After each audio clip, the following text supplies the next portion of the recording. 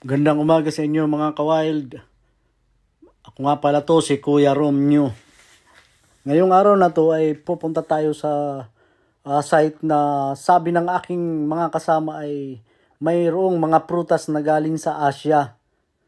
Ayan, makita nyo, mga prutasan yan pero karamihan dyan ay mga peach. Habang naglalakad tayo, nadaanan natin tong tambayan ng mga paniki. Para sa kaunting kalaman mga ka-wild, ang paniki dito ay kahit araw, ayan, lumalabas sila at palipad-lipad. Hindi katulad dyan sa Pilipinas sa atin noon, na gabi lang natin sila nakikita at itong mga paniki na ito ay nag-adapt na at nag-adjust na sa kanilang paligid.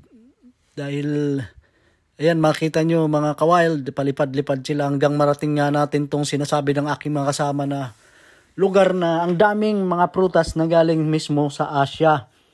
Yan, habang naglalakad ako mga ka-wild, nakita ko yung puno ng marang. Marang kung tawagin sa atin dyan sa Pilipinas.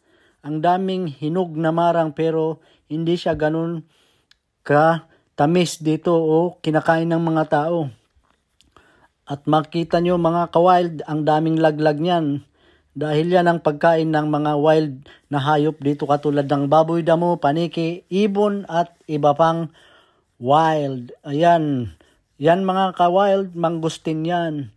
Pinuntahan natin yan upang silipin natin kung may hinog. At pagdating natin, walang hinog, puro lang hilaw mga ka-wild. Ang mangustin ay isa ding pagkain pala mga ka-wild ng iba't ibang hayop din dito sa kagubatan at nagpatuloy na nga tayo dyan sa paglakad at nakita naman natin tong puno ng durian. May makikita tayo dito na hinog at nalaglag na durian. Pero hindi natin siya pwedeng kuhain dahil baka magalit ang may-ari at mareklamo tayo. Yan, mga puno ng durian yan. Ito na nga, umuwi na tayo mga wild dahil wala tayong nakitang kakaiba o mga bagong tuklas na hayop. Hanggang sa muli mga ka-wild!